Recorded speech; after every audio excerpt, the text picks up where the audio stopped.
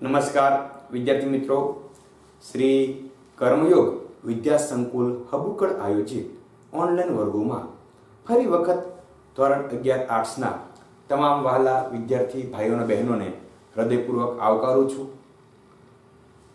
મિત્રો, તત્વજ્ઞાન વિષયમાં પ્રકરણ 1 એટલે કે તર્કશાસ્ત્રની સમજ વિશે આપણે આગળના 12 લેક્ચર જોયા છે અને છેલ્લા લેક્ચરમાં આપણે કોઈ પણ દલીલ આપવામાં આવેલી હોય આ દલીલમાંથી આધાર વિધાન અને ફલિત વિધાન કઈ રીતે શોધી શકાય એના વિશે વિગતે વાત કરી હતી.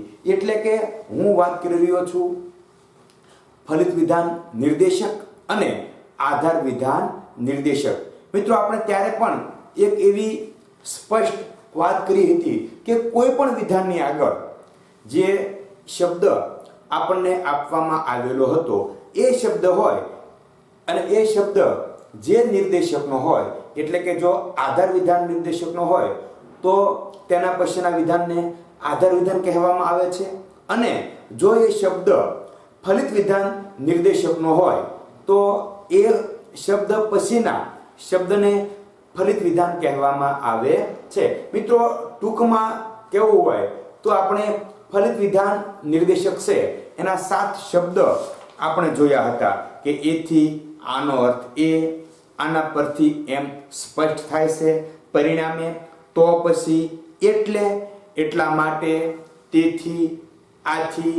આ દરેક શબ્દ એવા છે કે જે ફલિત વિધાનનો નિર્દેશ કરે છે. એટલે કે જે વિધાન આગળ આવા શબ્દ આવતા હોય અને તે પૈકી મિત્રો ખાસ કરીને એથી, તેથી, માટે, પરિણામે આ શબ્દનો વિશેષ ઉપયોગ કરવામાં આવે છે.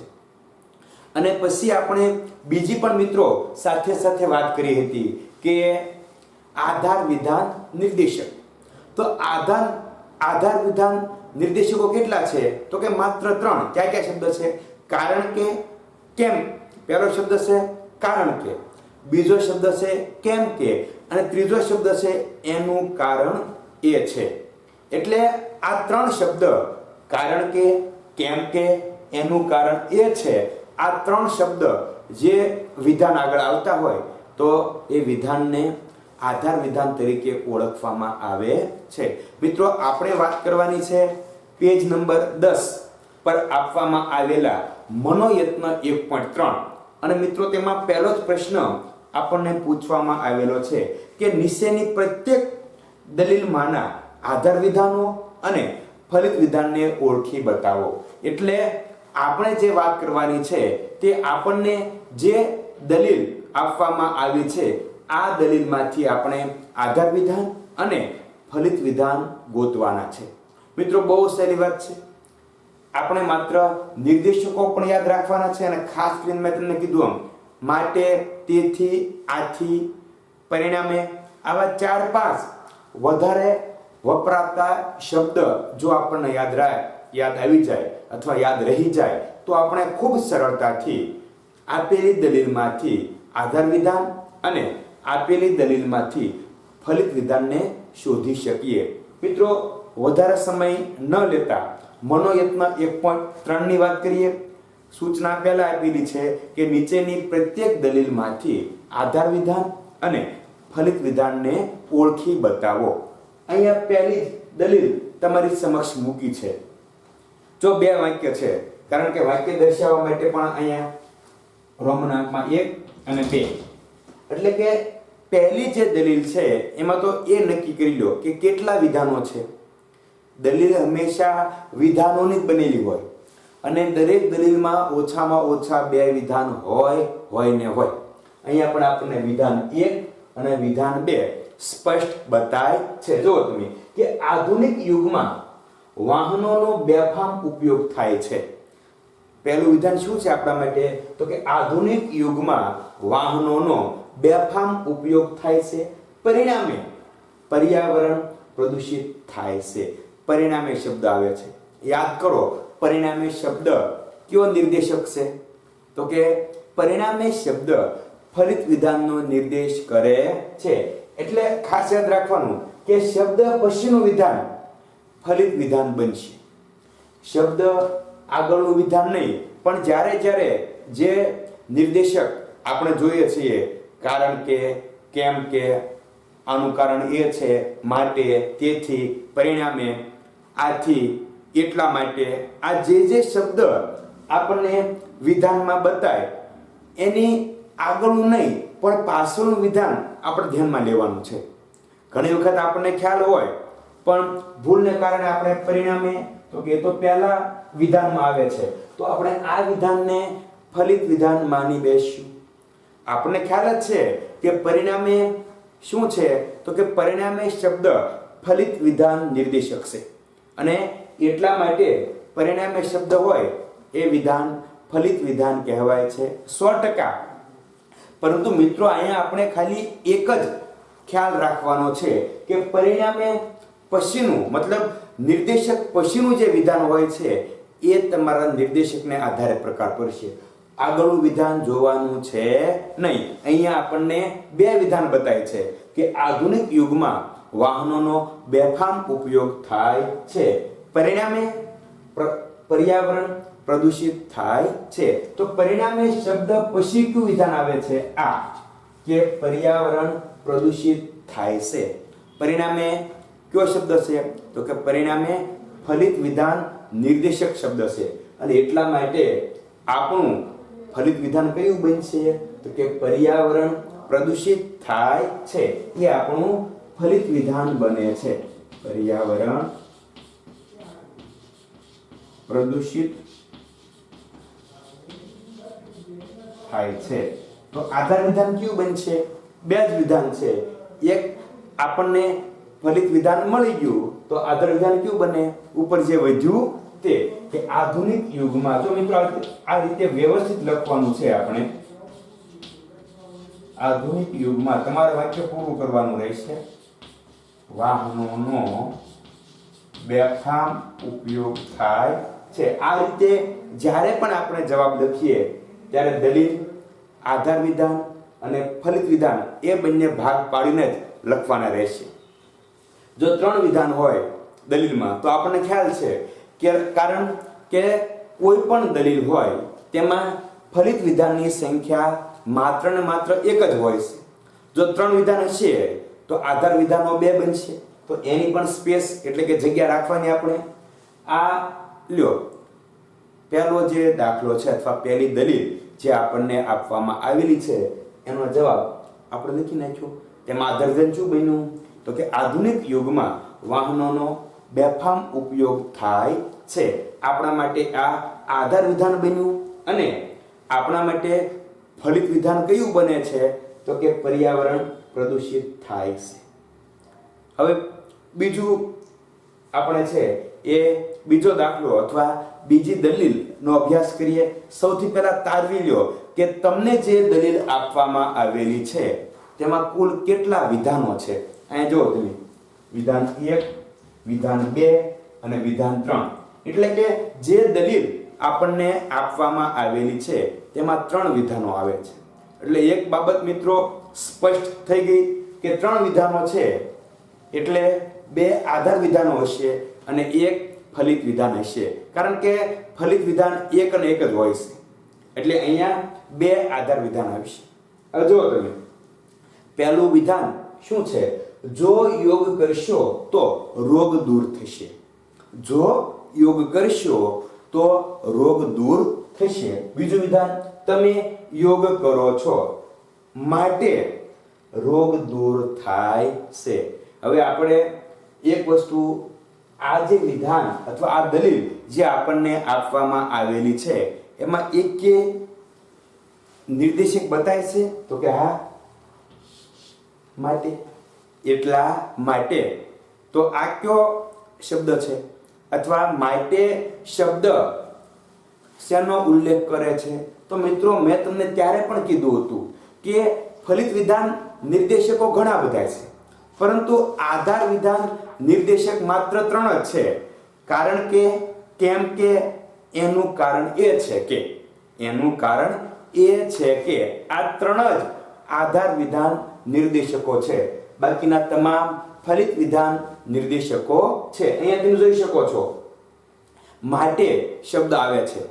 ફલિત વિધાન નિર્દેશકોમાં પણ એટલા માટે આપણે એક શબ્દ કે શબ્દ સમૂહ જોયો હતો અને એટલા માટે મિત્રો કહી શકાય કે જે માટે છે તે તો કે ફલિત વિધાન નિર્દેશક છે.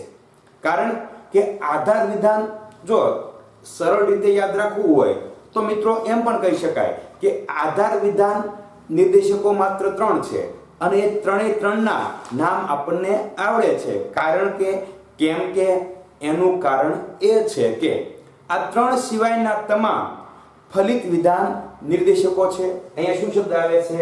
માટે. અને માટે એટલે શું થશે તે તો કે ફલિત વિધાન નિર્દેશક.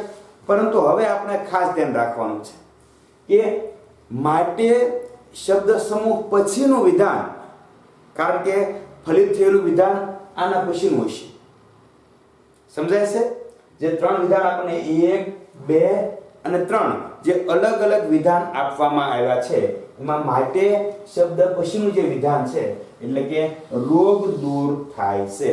તો આ શું બને છે તો કે રોગ દૂર થાય છે. આ આપણા માટે ફલિત વિધાન બને છે. લખી નાખવાનું રોગ દૂર થાય છે. આધાર વિધાન 2 છે મિત્રો કે જો યોગ કરશો તો રોગ દૂર થશે. આ પહેલું આધાર વિધાન છે. બીજું આધાર વિધાન કયું થશે? તમે યોગ કરો છો. તમે યોગ કરો છો અને માટે રોગ દૂર થાય છે. જો તમારી સમક્ષ તમારે પણ તમારી બુકમાં અલગ અલગ લીટીમાં બંને આધાર વિધાનો લખવાના રહેશે. બહુ વધારે પડતી છે એ સંકોચ એટલે કે કરકસર વૃત્તિ નહીં રાખવાની. થોડું ઘણું વ્યવસ્થિત અને સારામાં સારું લખવાનો પ્રયત્ન કરવાનો છે. હવે આપણને એ બતાય છે કે 3 વિધાનોની દલીલ હતી એટલે એક વસ્તુ પાકી હતી કે 3 વિધાનની દલીલ છે એટલે એક ફલિત વિધાન બનશે. કયું બન્યું? રોગ દૂર થાય છે. બાકીના જે 2 વધ્યા તે તો કે બાકીના જે 2 વધે છે તે આધાર વિધાન બને છે. જો તમે યોગ કરશો તો રોગ દૂર થશે. આ પહેલું આધાર વિધાન. અને બીજું આધાર વિધાન કયું બને છે? તમે યોગ કરો છો.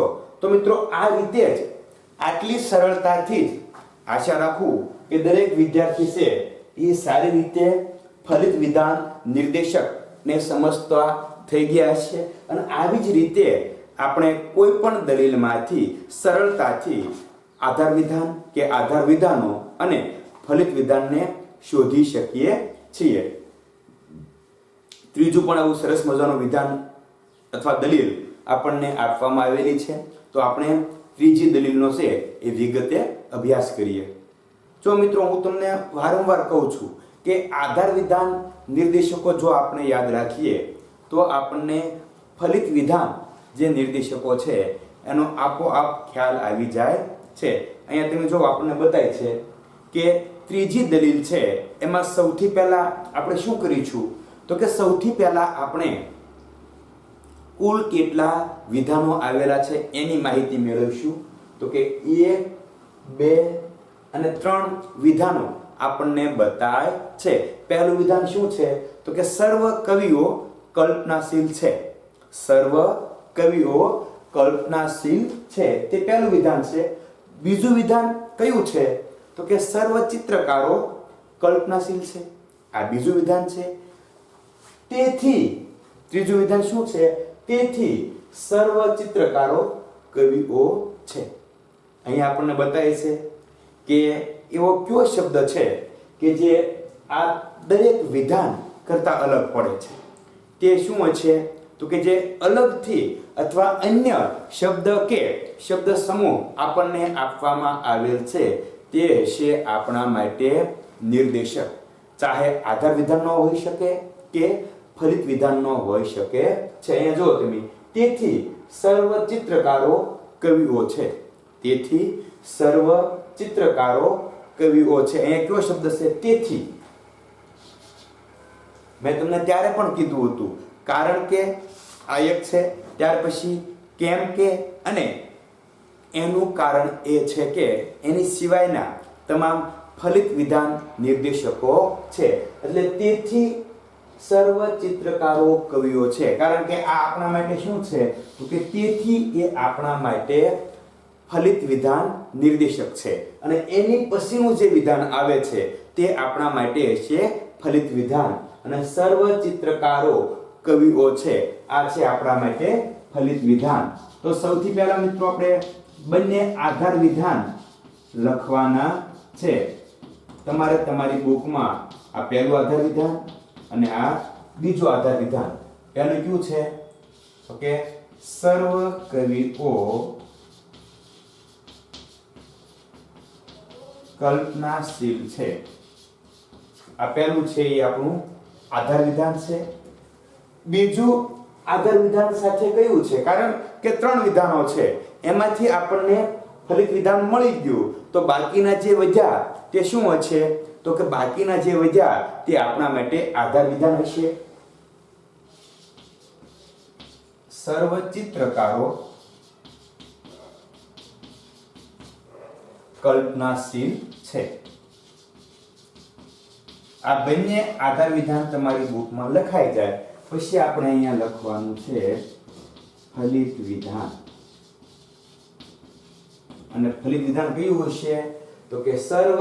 આનો ઉપયોગ ફલિત વિધાનમાં કરવાનો નથી. ખાસ યાદ રાખજો કે આપણે જ્યારે કોઈ નિર્દેશકને આધારે આધાર વિધાન કે ફલિત વિધાનની તારવણી કરીએ છીએ ત્યારે જ્યારે અલગથી બતાવીએ ત્યારે આ શબ્દનો ઉપયોગ કરવાનો નથી. સીધું જ લખવાનું છે સર્વ ચિત્રકારો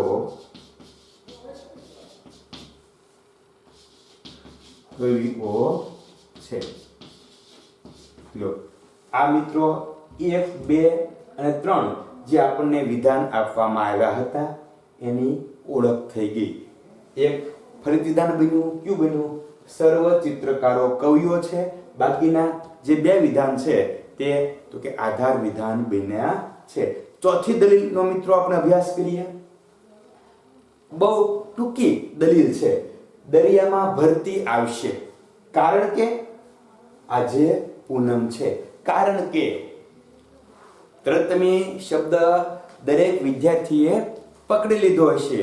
કારણ કે શું છે? તો કે કારણ કે એ આધાર વિધાન નિર્દેશક છે. નવું થાય છે. અત્યાર સુધી આપણે જોયું કે છેલ્લું જે વિધાન આવતું હતું એ ફલિત વિધાન હતું, પરંતુ આપણે એની પહેલા અગાઉ પણ આ બાબતની વાત કરેલી છે કે એવો કોઈ નિયમ નથી કે ફલિત વિધાન દલીલને છેલ્લે જ આવે જો અહીં પહેલા આવશે. કેમ? કારણ કે આપણા માટે શું છે? તો કે કારણ કે આપણા માટે આધાર વિધાન નિર્દેશક છે, અને એટલા માટે આજે પૂનમ છે એ શું બનશે? કારણ કે નિર્દેશક પછીનું જે વિધાન આવતું હોય એને આપણે જે નિર્દેશક હોય એ વિધાન માનીએ છીએ. અહીંયા શું છે? તો કે કારણ કે એ આધાર વિધાન નિર્દેશક છે અને એની પછી આવતું વિધાન આધાર વિધાન બને છે. એટલે અહીં આપણે લખવું પડશે કે આધાર વિધાન અને અહીંયા ફલિત વિધાન. તો આધાર વિધાન શું બનશે આપણું? આજે પૂનમ છે. આજે પૂનમ છે. આ આપણું આધાર વિધાન છે. અને ફલિત વિધાન કયું છે? તો કે દરિયામાં. કારણ કે 2 વિધાન છે. એક આધાર વિધાન આપણે ગોતી લીધું, આપણે જડી ગયું. 2 જ વિધાન છે એટલે એક તો કે આધાર વિધાન હશે અને એક ફલિત વિધાન હશે. આપણને આધાર વિધાન મળી ગયું છે, તો બાકીનું વધ્યું તે શું વધ્યું? તો કે ફલિત વિધાન વધે છે કે દરિયામાં. મિત્રો તમારે બુકમાં સૂટું વ્યવસ્થિત લખવાનું છે. મારે તો બોર્ડની થોડીક અગવડતા છે એટલે બધું સમાવવાનો પ્રયત્ન કરું છું, પરંતુ તમારે ચોપડાની કોઈ અગવડતા છે નહીં, એટલે દરેક વિદ્યાર્થીએ સૂટું લખવાનો પ્રયાસ કરવો. લો મિત્રો, આ થઈ ગઈ આપણને જે ચોથી દલીલ આપવામાં આવેલી છે એના આધાર વિધાન અને ફલિત વિધાનની ઓળખ. હવે આપણે પાંચમી દલીલ નો અભ્યાસ કરીએ તો મિત્રો તમને તરત ખ્યાલ આવી ગયો હશે કે કેટલા વિધાનો છે. તો કે 3 વિધાનો આપણને બતાય છે. ક્યાં ક્યાં છે? તો કે સર્વ શૂરવીર કુશળ યોદ્ધા છે, શિવાજી શૂરવીર છે, તેથી શિવાજી કુશળ યોદ્ધા છે. અહીંયા તમે જુઓ કેટલા વિધાનો છે? 3. 1 2 3. હવે આથી શબ્દ મને બતાય છે અને આથી શબ્દ એ શેનો નિર્દેશ કરે છે? તો કે આથી એ કયો શબ્દ સમૂહ અથવા શબ્દ છે?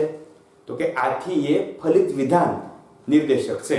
હવે મારે તમને એટલું બધું ડીપમાં કહેવાની જરૂર નહીં પડે કે આથી આપણે યાદ કરવું પડશે. મેં તમને પહેલા જ કીધું કે 3 સિવાયના તમામ ફલિત વિધાન નિર્દેશકો છે અને આથી એ શું છે? તો કે આથી એ ફલિત વિધાન નિર્દેશક છે. અને આથી પછીનું આ જે વાક્ય છે કે શિવાજી કુશળ યોદ્ધા છે, આ ફલિત વિધાન બને છે. અને બાકીના આગળના જે બંને વિધાન છે ક્યાં ક્યાં? તો કે સર્વ શૂરવીર કુશળ યોદ્ધા છે, શિવાજી શૂરવીર છે, આ બંને છે તે આપણા માટે આધાર વિધાન બને છે. આ તમને મેં સમજૂતી આપી. 1 થી 2 દાખલા તમારે જાતે પણ કરવાના છે. મેં તમને સમજૂતી આપી દીધી કે પાંચમી દલીલ જે આપણને આપવામાં આવેલી છે તેમાં ફલિત વિધાન કયું બનશે? તો કે પાંચમી દલીલમાં ફલિત વિધાન આ બને છે કે શિવાજી કુશળ યોદ્ધા છે. શા માટે? તો કે આથી શબ્દ સમૂહ અહીંયા વાપરવામાં આવ્યો છે અને આથી શબ્દ સમૂહ શું છે? તો કે ફલિત વિધાન નિર્દેશક છે અને એટલા માટે આથી પછીનું જે વિધાન છે તે ફલિત વિધાન બને છે. તો મિત્રો 5 ઉદાહરણનો આપણે અભ્યાસ કર્યો. હજુ પણ આપણને અન્ય 5 ઉદાહરણો એટલે કે કુલ 10 ઉદાહરણો આપવામાં આવેલા છે. એ પૈકી આપણે હજી 3 ઉદાહરણનો અભ્યાસ કરીએ. બાકીના 2 ઉદાહરણ તમારે જાતે કરવાના રહેશે. પરંતુ એકદમ સરળ બાબત છે. અને મિત્રો એવા જ ઉદાહરણ હવે હું પસંદ કરું કે જેમાં આવા શબ્દ આપણને આપવામાં ન આવ્યા હોય. આ તો તમને બધાને આવડી ગયા હવે, પરંતુ એની સિવાયના જો કોઈ ઉદાહરણ હોય તો આપણે તેનો વ્યવસ્થિત અને રીતસરનો અભ્યાસ કરીએ જેથી કરીને આપણને સરળતાથી તેની સમજૂતી મળી જાય. તો હવે આપણે અન્ય 3 ઉદાહરણોનો અભ્યાસ કરીએ. હવે આપણે એક એવું ઉદાહરણ જોઈએ કે જેમાં બંને નિર્દેશકો આપેલા હોય તો આપણે શું કરવું?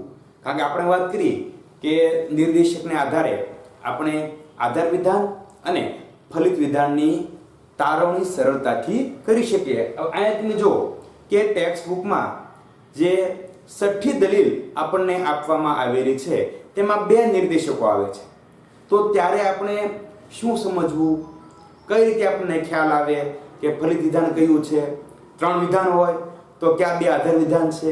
આવી અટપટી મુશ્કેલી આપણી સમક્ષ આવી શકે છે, પરંતુ મિત્રો ખૂબ સરળતાથી અને સહજતાથી તમે સર્વ મિત્રો તેમાંથી ફલિત વિધાનને શોધી કાઢશો. જુઓ તમે અહીંયા પહેલું વિધાન, સોક્રેટિસ ડાયા હતા, આથી સોક્રેટિસ સુખી હતા કારણ કે દરેક ડાયા માણસો સુખી હોય છે.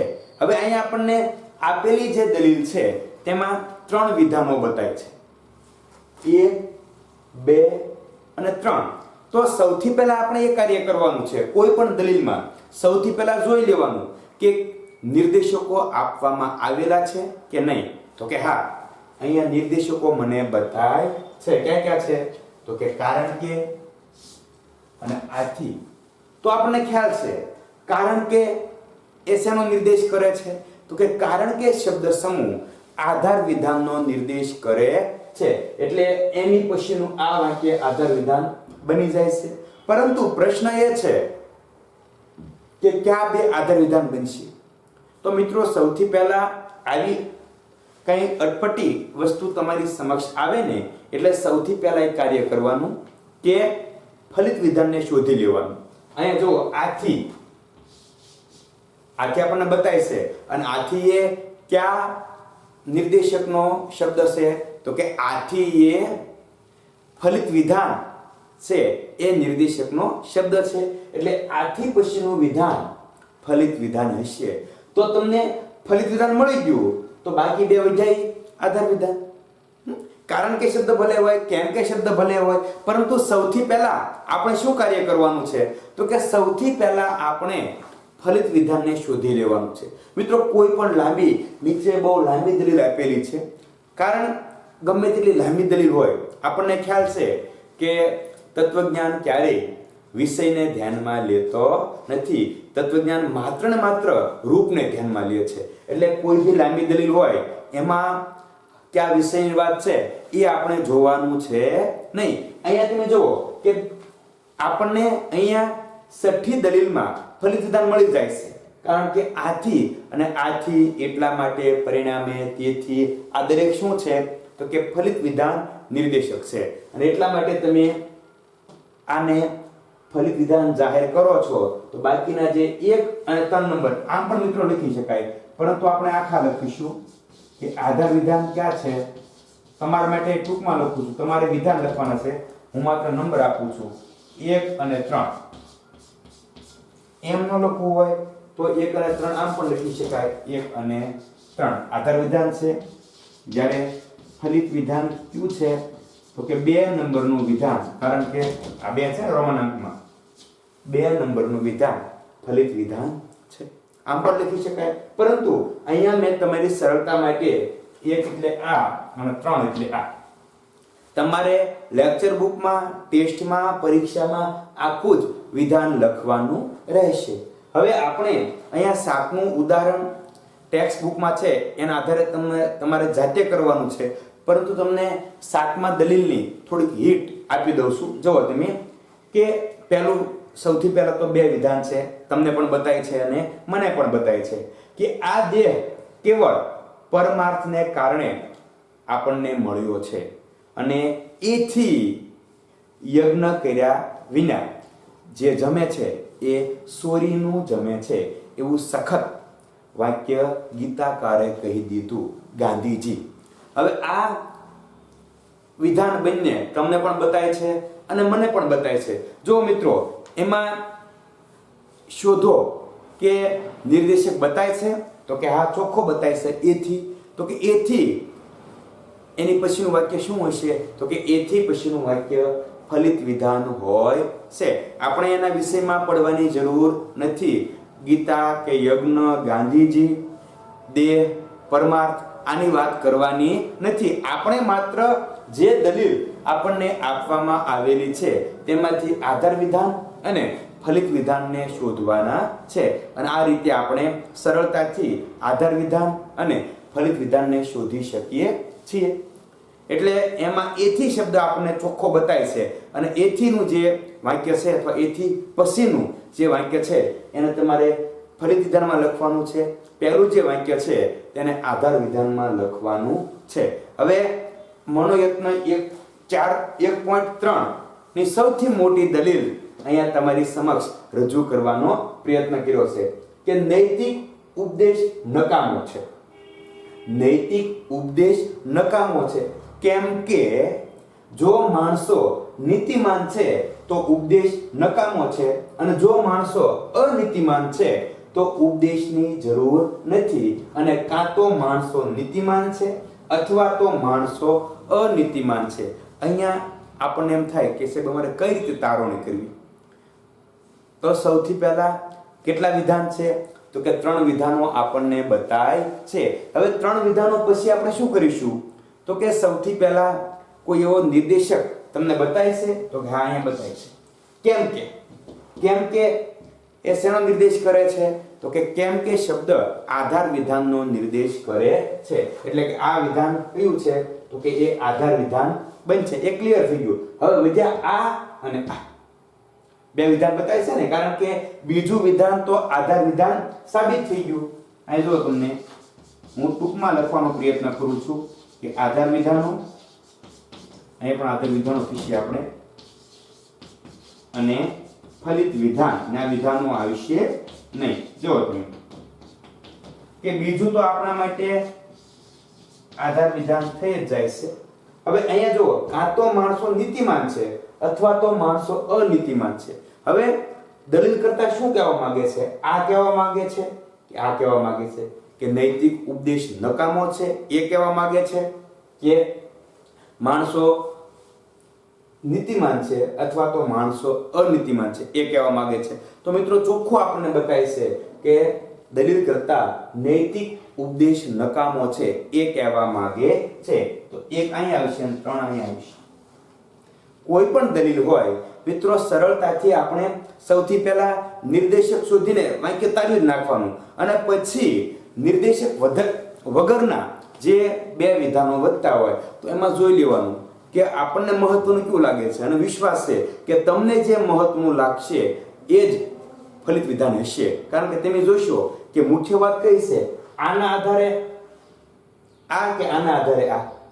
સમર્થન કોનું કરે છે? તો કે આનું સમર્થન આ કરે છે. અને એટલા માટે 1 નંબરનું વિધાન ફલિત વિધાન છે, 2 અને 3 નંબરના વિધાન છે તે તો કે આધાર વિધાનો છે. અહીં જો તમે આપણે આધાર ફલિત વિધાન દરેકમાં આવી ગયું, પહેલા પણ આવી ગયું, બીજું પણ આવી ગયું ને ત્રીજું પણ આપણે પહેલા જોયું. એટલે અલગ અલગ રીતે ફલિત વિધાન કોઈ પણ જગ્યાએ હોઈ શકે છે. મિત્રો 9મું જે 9મા નંબરની દલીલ છે, આપણે તેની વાત કરીએ. એ તમારે જાતે કરવાની છે, પરંતુ તેના માટે પણ થોડીક સમજણ તમને આપું છું. જુઓ, કેટલા વિધાનો છે? 3. ક્યાં ક્યાં? અમર્ત્ય સેન બુદ્ધિશાળી વ્યક્તિ છે, આથી અમર્ત્ય સેન સુખી છે, કારણ કે દરેક બુદ્ધિશાળી વ્યક્તિ સુખી હોય છે. આની જેવું છે. પરંતુ એમાં જુઓ તમે કે 3 વિધાનો છે, તો કે યસ 3 વિધાનો અમને બતાય છે. હવે એમાં નિર્દેશકો બતાય છે, તો કે બીજા વિધાનમાં બતાય છે અને ત્રીજા વિધાનમાં પણ બતાય છે. બીજામાં શું બતાય છે? તો કે બીજામાં આથી બતાય છે. આથી તો આથી બતાઈ ગયું એટલે મિત્ર પૂરું થઈ ગયું. કારણ કે આથી એટલે ફલિત વિધાન થશે. આથી શબ્દ પછીનું જે વિધાન છે એટલે કે અમર્ત્ય સેન સુખી છે, આ ફલિત વિધાન થશે. કારણ કે તો આપણને ખ્યાલ છે, કેમ કે કારણ કે એ આધાર વિધાનમાં આવે છે. પરંતુ એમાં ન પડો અને સાવ સરળ રીતે સમજો કે ફલિત વિધાન શોધવાનું કાર્ય કરી દો, અને જો તમને આપેલી દલીલમાંથી ફલિત વિધાન મળી જાય છે તો બાકીના વિધાનો આપોઆપ તમને મળી જશે. 2 નંબરનું છે આની જેમ જ થશે. 2 નંબરનું ફલિત વિધાન છે કારણ કે એની આગળ આથી શબ્દ આવે છે, અને 1 અને 3 નંબરના આધાર વિધાનો બનશે. અને સૌથી છેલ્લે મિત્રો જોયા વગર તમે કહી દેશો 10મી દલીલ, આજે વરસાદ આવશે કેમ કે આકાશમાં એ પ્રકારના વાદળો છે. 2 વિધાન છે એટલે નક્કી છે, એક આધાર વિધાન હશે અને એક ફલિત વિધાન હશે. હવે મારે એમાં તમને કાંઈ જ કહેવાની જરૂર નથી, કારણ કે તમે તરત કહેશો છે કેમ કે શબ્દ અમને બતાય છે. કેમ કે, કારણ કે, આ શું છે? તો કેમ કે, કારણ કે, આનું કારણ એ છે કે આ આધાર વિધાન નિર્દેશકો છે. તો તેમાં શું થશે? તો કે કેમ કે આકાશમાં એ પ્રકારના વાદળ છે, એ આધાર વિધાન છે. અને એની સિવાયનું અન્ય, જો ઘણી વખત આધાર 2 જ વિધાનો હોય, જો આપણને આધાર વિધાન મળી જાય તો જે વધે તે ફલિત વિધાન હશે. અને 2 વિધાનો હોય અને જો આપણને ફલિત વિધાન મળી જાય તો અન્ય હશે તે આધાર વિધાન હશે. અહીંયા આપણને બીજું છે તે આધાર વિધાન બતાય છે, તો પહેલું તે શું હશે? તો કે પહેલું તે ફલિત વિધાન હશે. તો મિત્રો 10 પ્રકારની દલીલ જે આપણને ટેક્સ્ટ બુકમાં મનોયત્ન 1.3માં આપવામાં આવેલી છે, આપણે તેનો વિગતે અભ્યાસ કર્યો, વિગતે ચર્ચાઓ કરી અને તમને વારંવાર નિર્દેશકો વિશે ટકોર પણ કરી છે કે આ વિધાનમાં અથવા આ વિધાનમાં આ નિર્દેશક છે, આ ફલિત વિધાનના નિર્દેશકો છે, અન્ય આપ્યા છે તે તો કે આધાર વિધાનના નિર્દેશકો છે. આપણે ઉદાહરણ એવું પણ જોયું કે દલીલ કરતા શું કહેવા માંગે છે. એટલે કે જો મિત્રો આપણને આપવામાં આવેલી દલીલમાંથી આપણે નિર્દેશકોને શોધી કાઢીએ તો આપણે સરળતાથી આધાર વિધાન અને ફલિત વિધાનને ઓળખી કાઢીશું.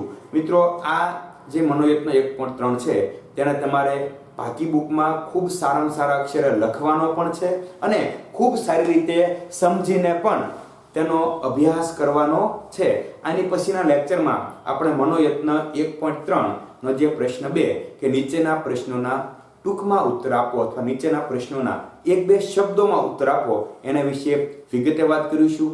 મિત્રો, આશા રાખું કે આજના લેક્ચરમાં આપણે મનોયત્ન 1.3 નો અભ્યાસ કર્યો તે સર્વ મિત્રોને ખૂબ સારી રીતે સમજાઈ ગયો છે અને દરેક વિદ્યાર્થી મિત્રો ખૂબ સરળતાથી કોઈ પણ દલીલમાંથી આ રીતે આધાર વિધાન અને ફલિત વિધાનની તારવણી કરી શકશે એવી આશા સાથે આજના લેક્ચરને અહીં પૂર્ણ કરું છું. અસ્તુ.